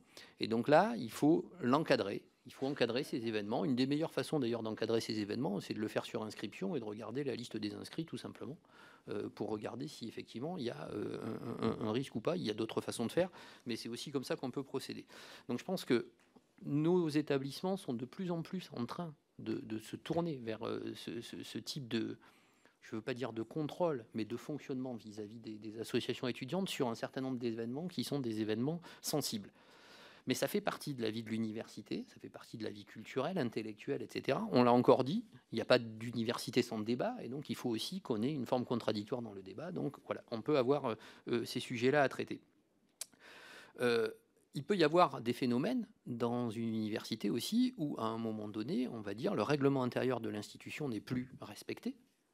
Et quand, on va dire, on occupe un amphithéâtre, par exemple, alors qu'on n'y est pas autorisé, eh bien là, effectivement, on se retrouve face à un trouble à l'ordre public en interne, donc sur lesquels les présidentes et les présidents d'université ont estimé de la meilleure façon de le traiter, savoir s'il faut faire une réquisition des forces de l'ordre, savoir s'il faut dialoguer avec les étudiants. Voilà. Enfin, en tout cas, c'est à eux d'apprécier les choses. France Université représente donc à peu près 120 établissements autonomes. Et donc, nous respectons leur autonomie, bien évidemment. Et encore une fois, ce sont eux les mieux à même de le faire. Sur le financement des syndicats et des groupuscules, l'université ne finance que les organisations étudiantes qui sont reconnues et qui signent une charte, donc avec un certain nombre, le respect d'un certain nombre de règles et de valeurs. Donc il n'y a pas, par l'argent, on va dire public, qui est donné aux universités dans le cadre de la vie étudiante, de financement de groupuscules. Donc là-dessus, concernant les ingérences étrangères, ça, je ne peux pas me prononcer, encore une fois, mais je pense que nous avons des services de renseignement avec qui nous travaillons d'ailleurs très bien sur le terrain, donc qui sont à même de nous donner ces éléments. Et bien évidemment, les présidentes et les présidents d'universités et d'établissements d'enseignement supérieur donc, réagiront. Monsieur le député, vous avez rappelé, et vous avez raison, que la loi s'applique à tout le monde, y compris à nos étudiants, et nous l'expliquons dans nos campus, bien évidemment, mais je pense qu'il faut, comme ça a été suggéré, peut-être aller un peu plus loin. Donc c'est ce que nous disions dans la sensibilisation, dans la communication. Il nous faut être clair avec les étudiants donc, et leur rappeler les risques auxquels ils s'exposent. Donc quand ils commettent des délits d'antisémitisme. Madame la députée Calvez, vous m'avez interrogé, ou vous nous avez interrogé sur le sentiment de peur d'un certain nombre d'étudiants et comment fonctionnent les cellules de signalement. Ces cellules de signalement fonctionnent aussi avec les témoignages. Et donc, bien évidemment, quand nous avons des témoignages sur un fait, que ce soit des violences sexistes ou sexuelles ou de l'antisémitisme, l'université, l'établissement déclenche une enquête administrative d'abord pour consolider un petit peu donc ces témoignages, invite les témoins à aller aussi en justice quand il s'agit en fait d'un délit, bien évidemment, et en règle générale, saisissent aussi une procédure en interne disciplinaire. C'est-à-dire qu'il peut y avoir évidemment une procédure judiciaire, mais il y a aussi le déclenchement d'une procédure disciplinaire. Mais je voulais vous rassurer, bien évidemment, les témoignages sont pris en compte. Et c'est extrêmement important parce que nous savons que parfois la parole des victimes, malheureusement, n'est pas possible. Donc, selon les contextes, et donc voilà, nous les prenons en compte. Donc nous avez interrogé aussi sur les libertés académiques et sur Sciences Po. Concernant Sciences Po, la présidente de la FNSP, Laurence Bertrand d'Orléac, s'est exprimée devant la commission des affaires culturelles du Sénat mercredi dernier. Je ne veux pas répondre à sa place. Sciences Po est membre de France Université et membre de la CGE aussi, cher Laurent. Nous respectons l'autonomie de nos établissements et donc, bien évidemment, je me garderai de répondre à sa place là-dessus. Mais je vais répondre après sur les libertés académiques, rassurez-vous. Donc, ce que je sais, c'est qu'en tout cas, la réaction de l'établissement, elle l'a dit elle-même, un signalement au procureur a été réalisé par l'établissement. Donc voilà, en tout cas, il y a une réaction de l'établissement. Concernant la liberté académique, je pense que dans l'affaire de Sciences Po, la liberté académique a été assez malmenée. La liberté académique s'applique aux enseignants-chercheurs et par extension aux chercheurs. C'est la liberté en fait d'enseigner de la façon dont ils veulent et d'effectuer des recherches donc sur les sujets qu'ils souhaitent, sans entrave. C'est cette liberté-là. Elle ne s'applique pas, bien sûr, aux étudiants d'un établissement, ni à l'institution elle-même. Je pense que dans l'affaire de Sciences Po, donc il s'agit plutôt du respect du principe d'indépendance d'un établissement ou de son autonomie. Là-dessus, je veux juste quand même souligner que le cas dont vous m'avez parlé et la présence de membres du gouvernement dans un conseil d'administration était celui de la FNSP, qui est une fondation de droit privé et qui n'est pas le conseil d'administration de l'établissement d'enseignement supérieur Sciences Po. Je pense avoir déjà répondu sur la façon dont on pouvait peut-être affiner notre regard de scientifique sur ces questions-là. Donc, encore une fois, France Université a contribué à la création, aux côtés de l'université Gustave Eiffel, donc de l'Observatoire Ondes donc, qui est un observatoire sur les discriminations. Et donc, bien évidemment, nous allons continuer à épauler cet observatoire. Et il me semble qu'il serait important qu'il soit saisi sur des sujets comme celui dont nous parlons aujourd'hui. Concernant l'enquête qui a été faite par France Université, elle a été réalisée par France Université uniquement auprès des présidents d'université. Les données que nous avons ont été partagées, notamment, encore une fois, avec le CRIF lors de notre rencontre vendredi dernier. Ces données ne les ont pas interpellés. Je suis sincère quand je vous réponds. Nous avons eu 1 heure de réunion, nous avons regardé l'ensemble de ces données. Donc, ça ne les a pas interpellés donc, par rapport au nombre que nous remontions. Nous pouvons nous tromper, mais voilà, si nous nous trompons, ce n'est pas pour cacher une vérité sous-jacente. Non, c'est voilà. Mais je vous invite à peut-être vous rapprocher d'eux et les analyser avec leur regard. Donc, concernant les associatifs qui sont formés à la lutte contre les violences sexistes et sexuelles, je pense qu'effectivement, ce que nous avons fait contre les violences sexistes et sexuelles dans nos établissements doit peut-être être pris en exemple et doit maintenant être généralisé donc, aux questions d'antisémitisme, de racisme et de lutte contre toutes les discriminations. Merci, Monsieur Jolet. Est-ce que l'un ou l'autre veut compléter? Oui, Monsieur Duflot. Oui, sur une question posée, comment on pratique, comment est-ce que l'on fait finalement,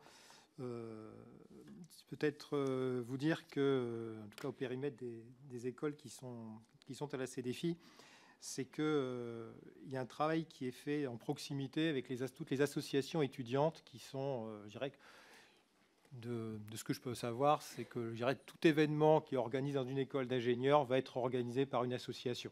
Je n'ai pas de connaissance de personnes comme ça qui, n'étant pas dans une association, va organiser une conférence, des échanges ou quelque chose. Et donc, la cheville ouvrière de tous ces événements, ce sont les associations étudiantes avec lesquelles les directions d'établissement travaillent véritablement en proximité très, très tôt. Elles travaillent en proximité très tôt depuis, je dirais, 15 ou 20 ans, je dirais à un moment donné, où sont apparus le phénomène des bizutages, finalement, où il a fallu sensibiliser ces présidents d'associations, ces équipes d'associations, que oui, elles ne sont pas en dehors du droit et qu'il y a des conséquences à ce que l'on fait. Et ce phénomène-là d'accompagnement, finalement, et de formation des associations étudiantes, c'est quelque chose qui a pris de plus en plus d'ampleur, qui s'est élargi dans nos écoles.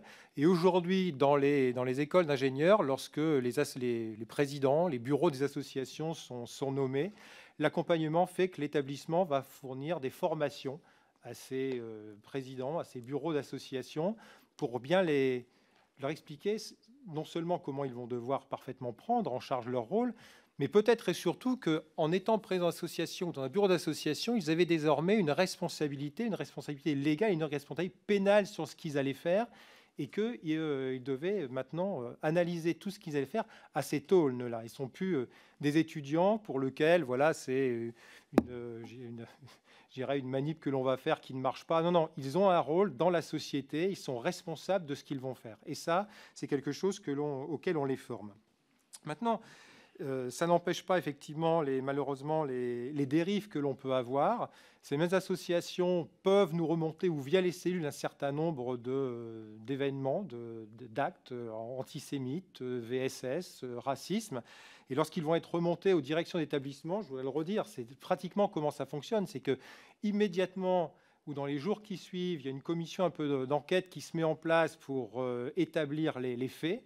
Un saisissement du procureur de la République qui peut être fait. Alors, je peux vous en parler en toute connaissance de cause, puis dans mon précédent poste, c'est quelque chose que j'ai pu faire. Donc, rapidement, c'est saisir le procureur de la République en envoyant les noms de toutes les personnes, effectivement, pour lesquelles vous avez été en contact, et ensuite, l'enquête judiciaire suit son cours.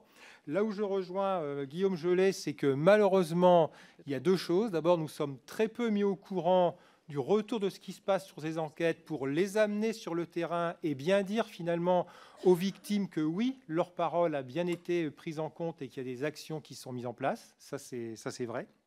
Et ensuite, il y a le temps d'instruction qui est très long également. Et ensuite, eh bien, il y a l'enquête qui est plus sur l'aspect local, sur l'établissement disciplinaire.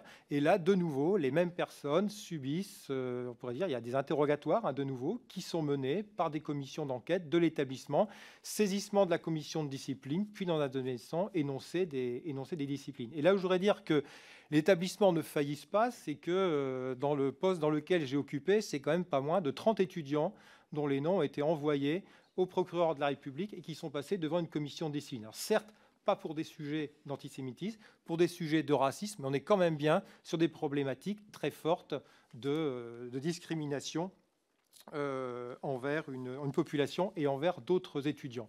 Donc, je dirais, voilà comment, dans la pratique, ça va se passer. Donc, en termes de formation, et oui, on leur rappelle bien qu'ils ne sont pas exempts de la loi, ils ont maintenant des responsabilités, ils doivent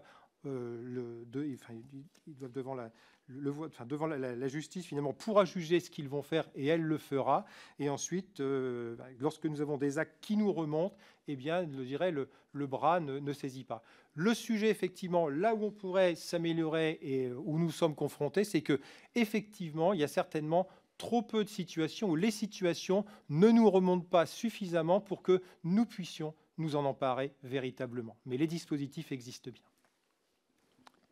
Merci, Monsieur Duflot. Monsieur Champanet. Juste pour répondre à quelques questions sur lesquelles on n'a pas répondu, sur la question du rappel à la loi, les rappels à la loi sont faits, et en particulier dans nos règlements intérieurs, et parfois même sous forme d'affichage. Je vous invite à regarder les affichages, les informations qui sont faites, y compris parfois sur les réseaux sociaux de nos établissements. Sur la question, est-ce que des sanctions ont été prises, Emmanuel vient de rappeler comment fonctionnait une procédure disciplinaire. C'est aussi quelque chose qui est long parce qu'il y a des délais d'instruction, il y a des délais d'information auprès des personnes qui sont accusées. Donc on ne prend pas des sanctions dans l'urgence. Et puis, vous nous avez interrogé à 2 reprises sur notre niveau d'inquiétude.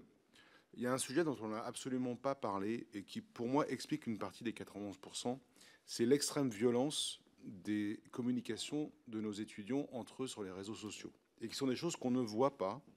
Et parfois, certains de nos collègues se posent la question de savoir si ça fait partie de la vie de nos grandes écoles, de nos universités, ou si ça fait partie de la vie privée.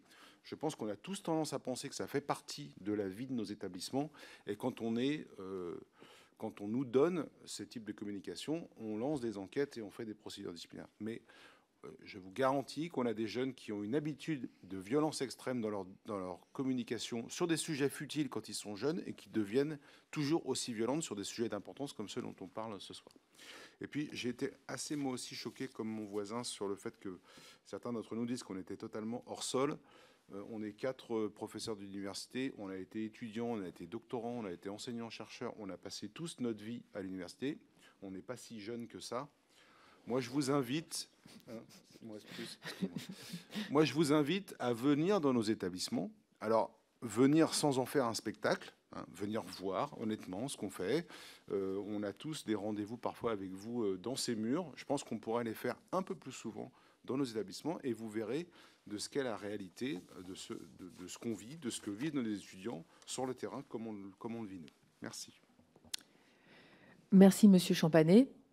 Donc, moi, je remercie mes collègues et je vous remercie parce que je trouve que les débats se sont bien tenus. Et sur un sujet aussi sensible, certains pouvaient émettre des craintes. Et en tout cas, moi, je pense en fait que mes collègues et moi-même avons saisi, comme vous aussi, l'urgence de la lutte contre ces actes antisémites. Mais nous avons bien compris aussi que vous aviez besoin sûrement de plus d'outils, de meilleures remontées et une plus grande coordination, et qu'il y ait des passerelles qui soient plus faciles à faire entre les uns et les autres pour que justement nos étudiants puissent se sentir bien, libres et heureux dans les universités et dans les grandes écoles, et qu'ils puissent aller étudier de façon sereine. Et en tout cas, nous avons constaté votre engagement, mais nous avons aussi constaté les manques que vous nous avez exprimé, que vous nous avez expliqué. Donc, nous verrons, nous, la représentation nationale, à vous accompagner pour que les actes antisémites dans les établissements d'enseignement supérieur ne soient plus. Je pense que c'est extrêmement important. Et comme toute autre acte répréhensible. Et en tout cas, sachez que nous serons à vos côtés et surtout aux côtés des étudiants pour qu'ils puissent étudier sereinement. Je vous remercie.